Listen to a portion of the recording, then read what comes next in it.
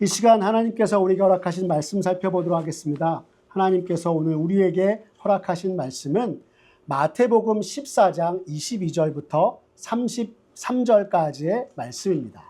마태복음 14장 22절부터 33절까지에 있는 말씀, 신약성경 24쪽에 있는 말씀입니다. 성경이 있으신 분들은 모두 다 성경을 펴서 오늘의 말씀 찾아주시고, 성경이 없으신 분들은 주보 안쪽에 보시면 오늘 말씀이 기록되어 있습니다. 그럼 오늘의 말씀 저와 여러분이 한 절씩 교독하고 마지막 33절은 우리 다 같이 한 목소리로 합독하며 나아가도록 하겠습니다. 그럼 오늘의 말씀 마태복음 14장 22절의 말씀 제가 먼저 받들어 읽겠습니다. 예수께서 즉시 제자들을 재촉하사 자기가 무리를 보내는 동안에 배를 타고 앞서 건너편으로 가게 하시고, 무리를 보내신 후에 기도하러 따로 산에 올라가시니라. 저물매 거기 혼자 계시더니 배가 이미 육지에서 수울이나 떠나서 바람이 거스름으로 물결로 말미암아 고난을 당하더라. 밤 사경에 예수께서 바다 위로 걸어서 제자들에게 오시니 제자들이 그가 바다 위로 걸어오심을 보고 놀라 유령이라 하며 무서워하여 소리 지르거늘, 예수께서 즉시 이르시되 안심하라. 나니 두려워하지 말라.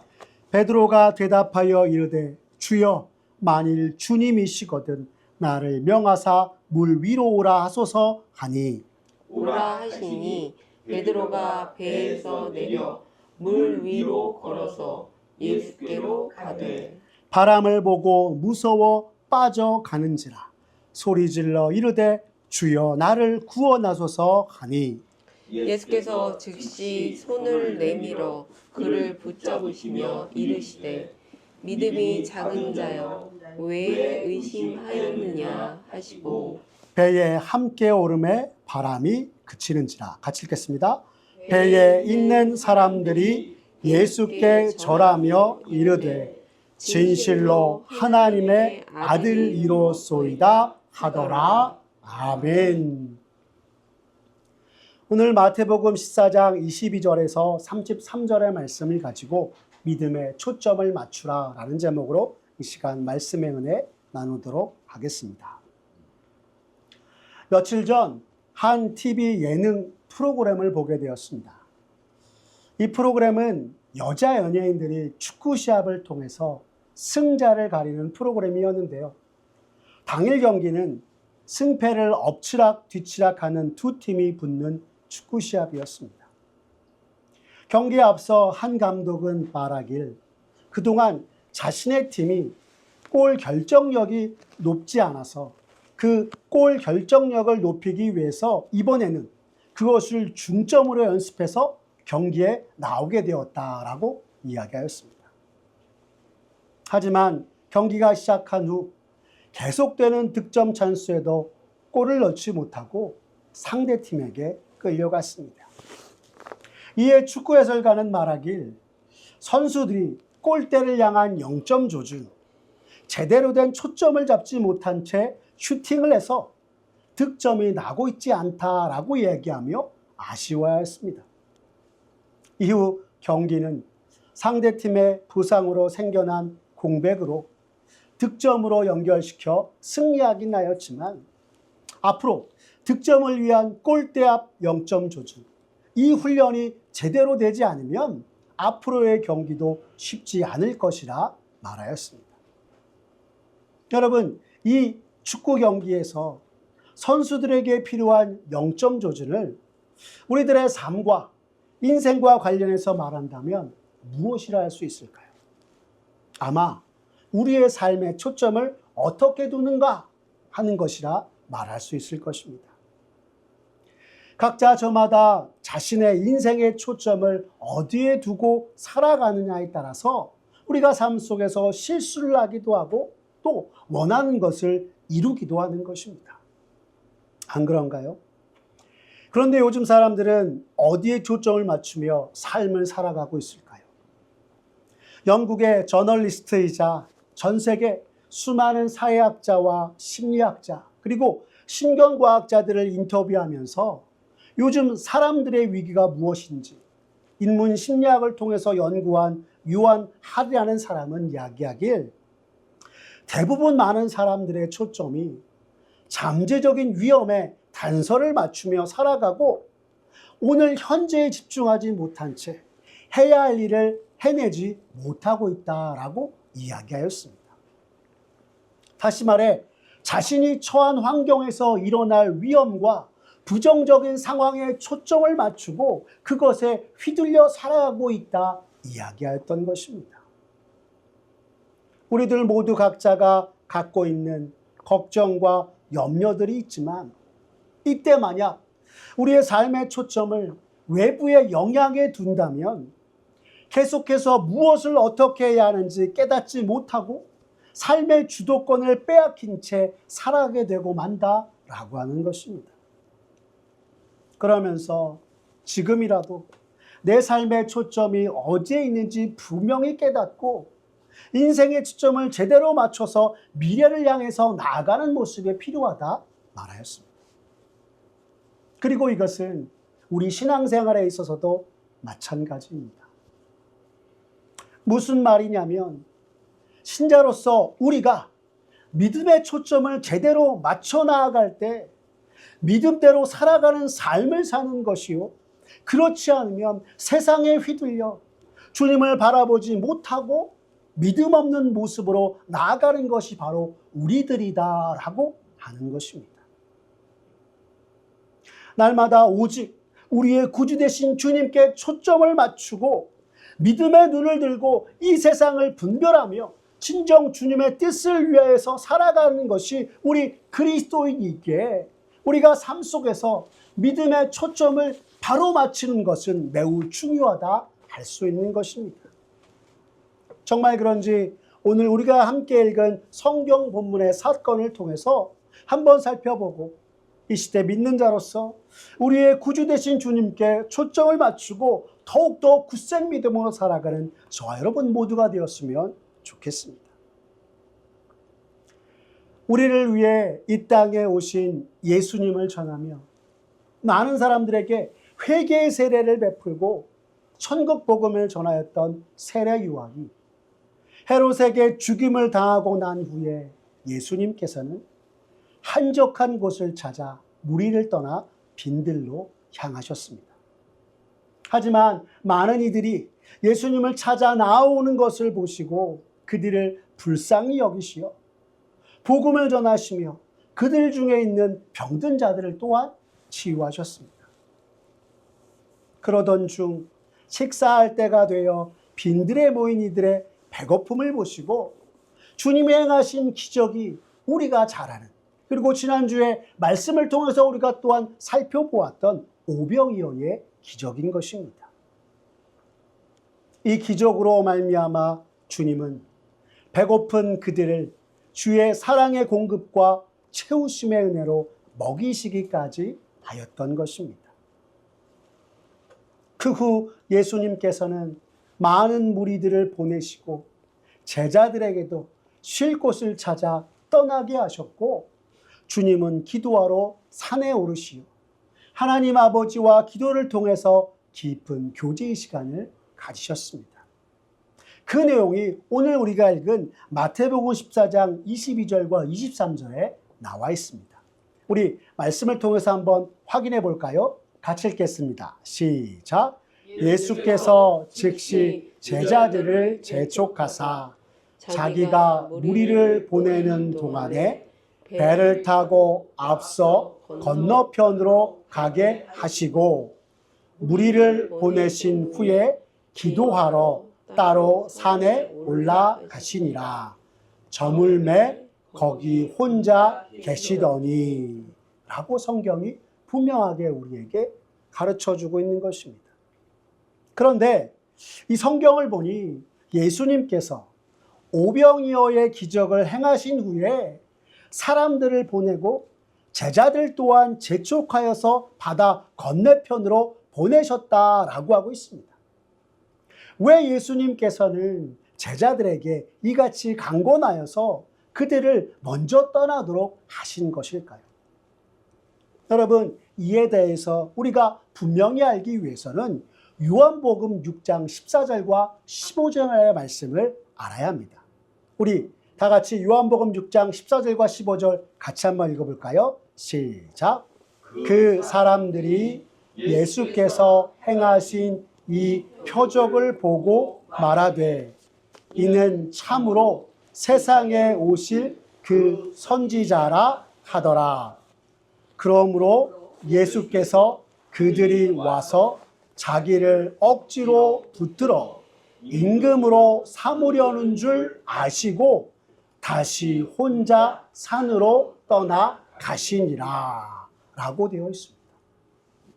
즉 주님이 행하시는 모든 것에 말씀의 권세와 능력이 있음을 보고 억지로 자신들의 임금을 삼으려는 백성들의 의도를 아시고 이를 피하고자 제자들을 재촉하여 먼저 바다 건너편으로 보내신 것이었고 주님 자신은 기도하시기 위해 산으로 올라가신 것이었습니다. 예수님께서 홀로 산에 올라 기도하러 가신 후에 제자들은 주님의 명을 따라 쉴 곳을 찾아 갈릴리 바다를 건너고 있었습니다. 그런데 이때 바람이 불고 풍랑이 일어 큰 어려움에 제자들이 처하게 되었음을 오늘 우리가 읽은 마태복음 14장 24절은 얘기합니다. 우리 같이 한번 읽어볼까요? 같이 읽겠습니다. 시작. 배가 이미 육지에서 술이나 떠나서 바람이 거스름으로 물결로 말미암아 고난을 당하더라 라고 하고 있는 것입니다. 제자들이 예수님을 떠난 시간을 우리가 성경 본문을 통해서 생각해 보면 앞서 읽었던 23절에 저물매라고 하였으니 해지기 전을 이야기하는 것이고 갈릴리 바다에 바람으로 풍랑이 일어나는 때를 오늘 우리가 읽은 마태복음 14장 25절에 보면 밤사경에 예수께서 바다 위로 걸어서 제자들에게 오시니 라고 하고 있기에 밤사경인 것을 알 수 있습니다. 그런데 여러분이 밤사경이라고 하는 것은 해지기 전을 오후 6시라고 하면 밤사경은 새벽 3시 정도였기에 제자들은 약 9시간 가까이 갈릴리 바다에 밀려오는 풍랑으로 인해 고생하고 있었던 것이었습니다. 지형적으로 보면 이 갈릴리 바다는 헐몬산에서 불어오는 물이 요단에 흘러 갈릴리 바다에 유입되고 그 물이 요단강을 통해 사해로 흘러가며 이스라엘에게 꼭 필요한 물을 공급하였고 요단 단층의 저지대로서 언덕에 둘러싸인 이 갈릴리 바다의 위치 때문에 하강기류와 갑작스런 돌풍이 자주 일어나고 또한 이 갈릴리 바다와 동쪽 골란고원의 표고차로 인해서 갈릴리 바다는 갑작스런 바람과 심한 폭풍이 자주 일어나는 곳이었습니다.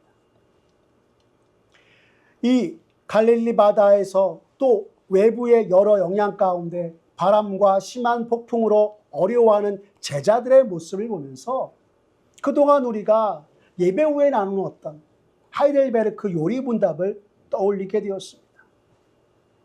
그러고서 다시금 깨닫게 된 것은 평안히 쉴 곳을 찾아 떠나는 우리 인생 역시 매 순간 세상의 풍파와 역경으로 인해서 고난과 고통의 연속인 삶이요 사나 죽으나 참으로 우리의 유일한 위로와 위안 되시는 주님이 없이는 주님과 함께하지 않고서는 아무런 소망도 평안도 없는 삶이구나라고 하는 것을 생각하게 되었습니다.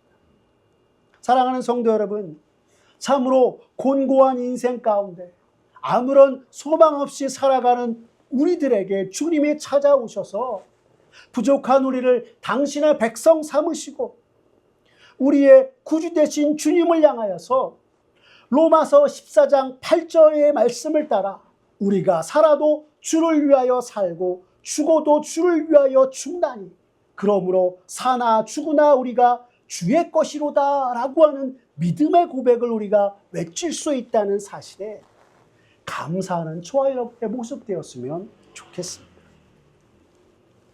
우리로서는 도저히 한치 앞도 모르기에 불안과 염려, 걱정과 두려움으로 살지만 우리가 주의 것이기에 하나님의 사람 다윗이 노래했던 시편 23전 1절의 말씀처럼 여호와는 나의 목자시니 내가 부족함이 없으리로다 라고 확신하면서 주와 함께 살아가며 영원한 주의 사랑과 돌봄 아래 거할 수 있다는 사실에 우리의 구주 되신 주님께 찬송과 영광을 돌리는 우리 모두가 되었으면 좋겠습니다. 다시 오늘 본문의 현장으로 돌아와서 갈릴리 바다의 높은 파도와 폭풍으로 놀라고 기진맥진하고 있을 때 제자들은 다시 한번 놀라움을 금치 못하였습니다. 그 이유는 풍랑이 일고 바람이 부는 바다를 뚫고 예수님께서 걸어오고 계셨기 때문입니다. 이 늦은 밤 물 위를 걸어오는 예수님을 보고 그들이 더욱 놀라게 된 것은 예수님을 유령이라 여겼기 때문이었습니다. 여러분, 그 말씀이 마태복음 14장 26절의 말씀입니다. 우리 같이 함께 읽어볼까요? 시작. 제자들이 그가 바다 위로 걸어오심을 보고 놀라 유령이라 하며 무서워하여 소리 지르거느리라 하였던 것입니다. 여기서 유령이라 하며 놀랐다는 말은 구약시대 악한 영이 유혹하는 것에 대해 의미하는 단어로서 제자들은 예수님의 모습을 한 악한 영이 자신들을 유혹하는 것으로 여겼던 것이었습니다. 그토록 주님 곁에서 천국 복음을 듣고 주님이 행하시는 이적과 기사를 목도하며 함께 생활하였음에도 여전히 예수님이 누구신지 제대로 알지 못하고 고난 중에 있는 이를 찾아오시는 주님께 제대로 믿음의 초점을 맞추지 못한 채 풍랑이는 바다와 두려운 마음에 주님을 유령이라 여겼던 것이었습니다. 그런데 이 모습을 보면서 한편으로 너무나 어이없게 여기게 되는 것이 우리들의 모습입니다. 그리고 또한 이 제자들의 모습을 보면서 어이없는 제자들의 모습이지만 우리들의 믿음이 참으로 이렇게 연약한 것이구나 라고 또한 깨닫게 되는 것입니다. 여러분, 왜 그런지 아십니까? 이미 마태복음 8장 26절과 27절에서 예수님께서 제자들과 함께 바다를 건널 때 큰 물결이 일어나 무서워하고 두려워하는 제자들에게 주님의 말씀하시길 예수께서 이르시되 어찌하여 무서워하느냐 믿음이 작은 자들아 라고 말씀하시고 바람과 바다를 꾸짖어 잔잔케 하셨으니 예수님의 하나님 되심을 나타낸 그 현장을 직접 보고 목도하였던 것이 제자들이었기 때문입니다. 그러나 오늘 비슷한 상황에 제자들이 처하였음에도 여전히 믿음으로 나아가지 못하고 연약한 믿음으로 제대로 주님을 바라보지 못하고 있는 것입니다. 하지만 이때 주님은 즉시 두려워서 놀라는 제자들을 먼저 안심시키며 말씀하셨습니다. 그 말씀이 우리가 읽은 27절의 말씀입니다. 같이 함께 읽어볼까요? 시작. 예수께서 즉시 이르시되 안심하라 나니 두려워하지 말라 하셨습니다. 여러분, 여기서 안심하라 라고 하는 말씀은 담대하라 라는 뜻으로 비록 풍랑이는 바다 위에서 두렵고 겁이 나나 담대하라 말씀하신 것입니다. 또 나니 두려워하지 말라 하신 것은 여러분, 여기서 나니라고 주님이 제자들에게 소개한 것은 구약시대 하나님께서 모세를 만나서 직접 당신을 나는 스스로 있는 자니라 라고 소개하신 것처럼 고난 중에 있는 제자들을 향하여서 예수님께서 친히 당신이 누구이신지를 밝히며 안심시키고 나아갔던 것이었습니다. 더불어 주님이 제자들에게 두려워하지 말라라고 하신 말씀을 모든 문제의 해결자 되시는 주님 바라보라 이야기한 것이요. 오늘 이 시대를 살아가는 우리들에게도 우리가 세상을 바라볼 때 두렵고 떨리는 마음 감출 수 없을 때가 많으나 언제나 주님을 바라보고 그 믿음으로 헤쳐나아가라 말씀하고 있는 것이나 마찬가지입니다. 그러자 베드로가 주님께 이렇게 말합니다. 우리 28절 같이 읽어볼까요? 시작. 베드로가 대답하여 이르되 주여 만일 주님이시거든 나를 명하사 물 위로 오라 하소서 하니 라고 하였습니다. 이 말씀을 보고 어떤 이들을 아니 베드로의 믿음이 겨우 이 정도야? 예수님께서 나니 두려워 말고 믿음의 눈으로 나를 바라보라 하셨는데도 만일 주님이시거든 하며 의심을 하다니 참 베드로의 믿음도 별거 없네 라고 말하기도 할 것입니다. 하지만 여러분 예수님을 향하여서 오늘 베드로가 이렇게 말한 것은 전적인 믿음의 발로였습니다. 왜요? 베드로가 먼저 주님을 향하여서 주여라고 부르고 있기 때문입니다. 이에 대해서 탈보 신학교의 마이클 윌킬스 박사는 베드로는 물 위를 걸어오시는 분이 예수님임을 확신하며 참된 믿음으로 주님을 부른 것이다 라고 하였습니다. 즉 베드로는 자신이 지금 맡고 있는 모든 상황들, 몰아치는 바람과 풍랑으로 인해서 두려움이 컸지만 주님이시라는 말씀을 듣고 두려움이 아닌 믿음으로 주님을 뵙기를 원합니다 라고 주님께 말한 것이었다 하는 것입니다. 그래서 어찌 생각하면 우리가 느끼기에도 참으로 말도 안 되는 요청인 것 같으나 예수님께서도 베드로를 향하여서 그가 했던 말과 요청에 꾸짖지 않으시고 물 위로 오라 하신 것이요. 주님이 그렇게 하신 이유는 베드로의 믿음의 초점이 풍랑이는 바다와 그리고 물결에 있는 것이 아니라 예수님께 있었기 때문이었습니다. 두려움에 떨던 베드로가 주님을 바라보고 나아갔을 때 여러분 어떤 일이 일어났습니까? 29절은 우리에게 이렇게 말씀합니다. 같이 함께 읽겠습니다. 시작. 오라 하시니 베드로가 배에서 내려 물 위로 걸어서 예수께로 가되라고 하고 있습니다. 세상의 풍랑으로 인해 비록 작고 연약한 믿음을 지녔던 그의 모습일지 모르지만 그 믿음의 초점을 주님께 두고 나아갔을 때 오늘 베드로는 그 삶의 기적의 현장을 직접 경험하게 된 것입니다. 다른 모든 제자들은 여전히 무서워하며 두려워하고 있을 때 베드로는 주님을 바라보았고 믿음으로 주님께 가서 뵙기를 원하나이다 라고 하며 믿음의 도전의 말씀을 전하여서 이에 주님은 세상이 아닌 주님께 초점을 맞추었던 그의 믿음을 격려하시고 오라라고 말씀하신 것이었습니다.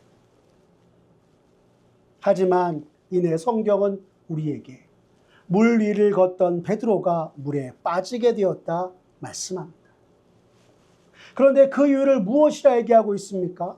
베드로가 바람을 보고 무서워 물에 빠졌다 이야기하고 있습니다. 여러분 오늘 우리가 읽은 마태복음 14장 30절 상반절의 말씀을 같이 한번 읽어볼까요? 시작. 바람을 보고 무서워 빠져가는지라 라고 하고 있는 것입니다. 다시 말해 물 위를 걸으며 주님을 바라보았던 이가 주님이 아닌 풍랑을 바라보게 되었을 때 물에 빠지게 되었다 하고 있는 것입니다. 믿음으로 주님께로 향해서 첫 발을 내디뎠으나 금세 세상을 보고 바다를 보고 두려워서 물에 빠졌던 것이 베드로의 모습인 것입니다. 여러분, 우리가 이 장면을 다르게 얘기하면 무엇이라 할 수 있을까요? 아마 믿음 대 현실이라고도 말할 수 있을 것입니다.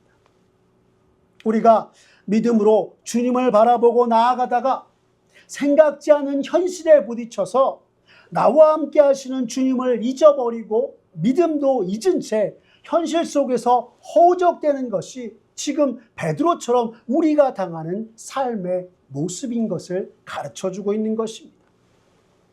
그러나 그때 베드로는 다시금 믿음을 일깨웠습니다. 오늘 30절 하반절의 말씀을 함께 읽어보겠습니다. 시작. 소리질러 이르되 주여 나를 구원하소서 하니 라고 하고 있는 것입니다. 베드로는 주님이 아닌 풍랑을 바라보고 세상을 바라볼 때 물에 빠졌으나 다시 한번 주님을 의지하며 나아갔습니다.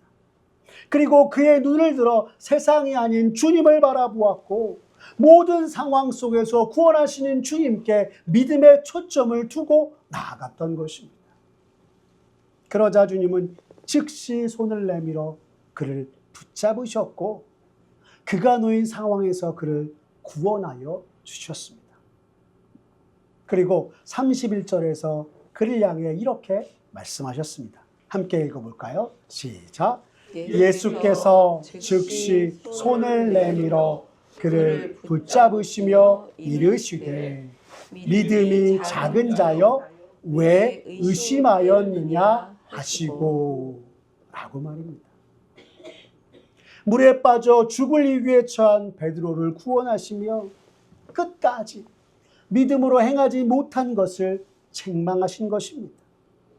이는 주님 바라보며 믿음으로 살다가 내가 처한 삶의 현실과 어려움을 믿음의 눈으로 바라보지 못하고 풍랑이 있는 바닷속, 배 안에서나 물 위에서 언제나 우리와 함께 하시는 주님을 보지 못한 것을 책망하시며 다시금 그에게 일깨워 주신 것입니다.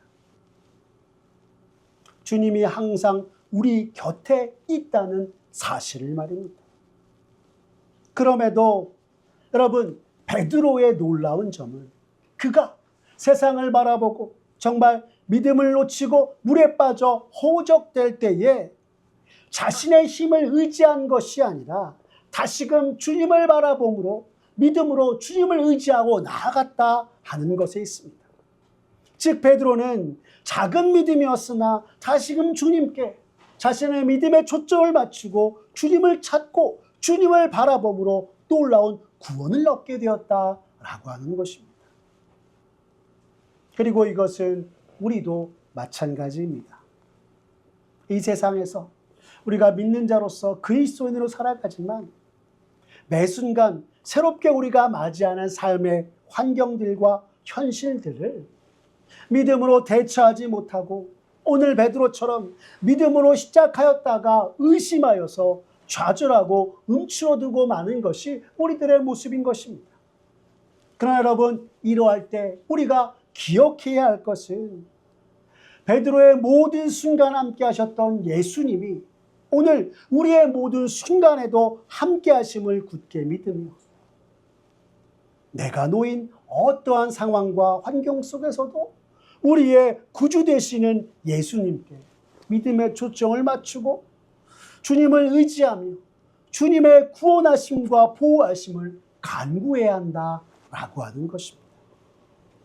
사랑하는 성도 여러분, 오늘 우리의 삶의 현장과 모습 속에서 예기치 못한 일들에 온통 우리의 시선과 믿음을 빼앗기지 말고 주님께 믿음의 초점을 맞추는 참된 신앙의 안목을 갖추는 우리 모두가 되었으면 좋겠습니다.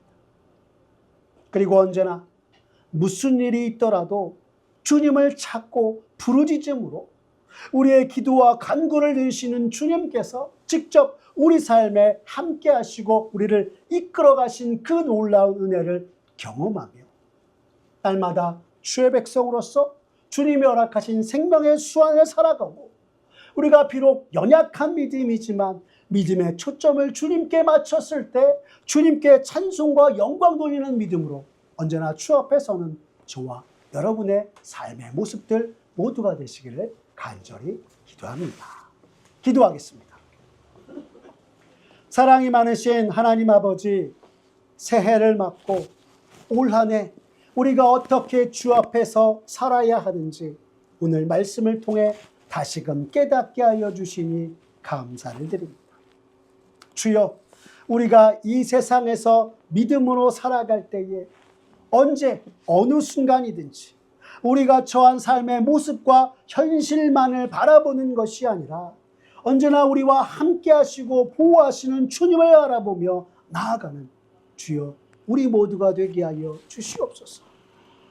때론 예기치 못한 일들로 당황스럽고 어찌해야 할지 몰라 두렵고 떨리는 마음으로 우리가 살아가나 그 가운데에서도 세상에 우리의 시선을 빼앗기는 것이 아니라 구주 되신 주님께 믿음의 눈을 들고 내 신앙의 초점을 맞추어 믿음으로 주님을 찾고 주의 도우심을 구하며 나아가는 주여, 우리 모두가 되도록 주님 은총 베풀어 주시옵소서.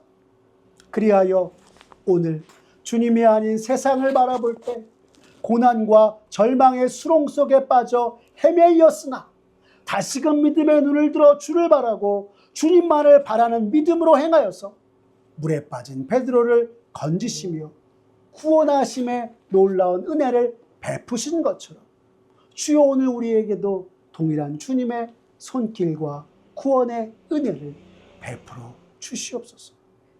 오늘 주어진 우리의 모든 삶 속에서 언제나 주님께 초점을 맞추고 믿음으로 행하여서 살아계신 여호와 하나님 아버지께 영광 돌리게 부족함이 없는 주의 백성 되는 우리가 되도록 주님 역사하여 주시옵소서. 모든 것 주님께 맡기오며 사랑이 많으신 우리 구주 예수 그리스도의 이름으로 기도드렸습니다. 아멘. 우리 시간 찬송가 543장 어려운 일 당할 때 우리 찬양하시면서 봉헌하며 나아가겠습니다.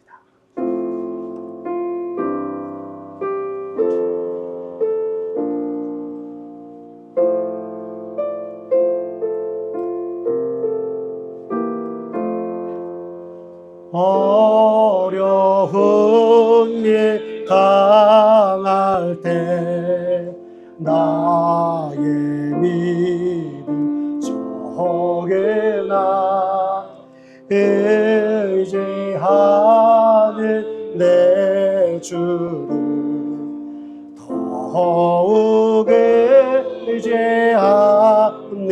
의지합니다.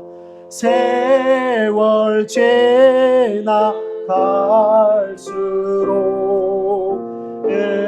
의지할 것뿐일세. 무슨 일을 당해도 예수 의지합니다. 성령께서 내 마음 밝히 비춰주시니 인도하심 따라서 주만을 의지합니다. 세월 지나갈수록 의지할 것뿐일세. 무슨 일을 당해도 예수 의지합니다. 밝을 때의 노래와 어두울 때의 기도로 위태할 때 도움을 주께 간구합니다. 세월 지나갈수록 의지할 것뿐일세. 무슨 일을 당해도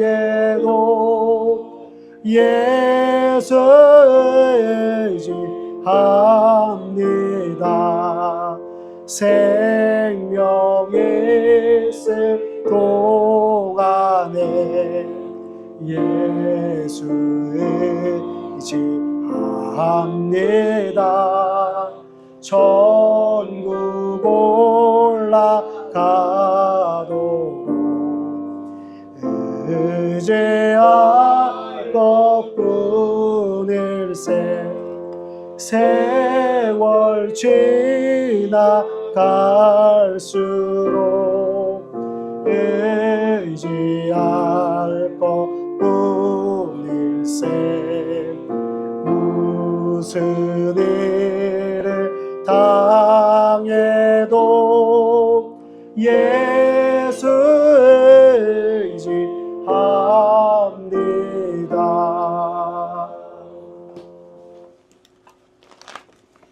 오늘 연약한 우리들을 돌보시며 세상에서 좌절하고 절망할 때에 찾아와 손 내미시고 하늘의 놀라운 것들로 입히시고 먹이시는 하나님 아버지, 주께서 우리를 매 순간 주의 크신 사랑으로 돌보시고 이끄신 것에 감사하며 주 앞에 나와 예비하고 우리의 모든 것 되신 주님께 감사함으로 이 시간 예물 드리며 나아갑니다. 주여, 이 예물 기뻐 받아 주시옵소서. 무엇보다 우리 주변 여전히 구주 되신 주님을 알지 못하고 주의 사랑을 모른 채 세상에 헛된 것만을 쫓으며 생명이 아닌 죽음을 향해 달려가는 이들에게 주의 사랑과 복음을 전하여서 그들이 구원 얻게 하고 주의 몸된 교회 안에서 구원하는 백성이 정말 주님을 찬송하며 영광 돌리는데 주여 이 예물 사용하여 주시옵소서. 또한 우리 교회가 말씀으로 흥하며 함께 주를 찬송하고 예비하며 주 안에서 모두 신앙의 성숙과 성장을 이루어서 주님께 감사함을 올려드리는 성도 모두가 되게 하여 주시옵소서. 더불어 각 사람의 필요를 아시는 하나님 아버지께서 오늘 주 앞에 나와 예비하고 감사하는 주의 백성들의 필요와 또한 일용할 양식, 은혜, 그리고 재정을 채워주셔서 언제나 우리의 모든 것을 아시는 주님께 감사와 영광으로 나아가는 주의 백성들의 삶의 모든 순간 되도록 주님 은혜 베풀어 주시옵소서. 모든 것 주님께 맡기오며 사랑이 많으신 우리 구주 예수 그리스도의 이름으로 기도드렸습니다. 아멘. 우리 주 예수 그리스도의 은혜와 하나님 아버지의 사랑과 성령 하나님의 교통하심이 너희 무리와 함께 있을지어다. 아멘.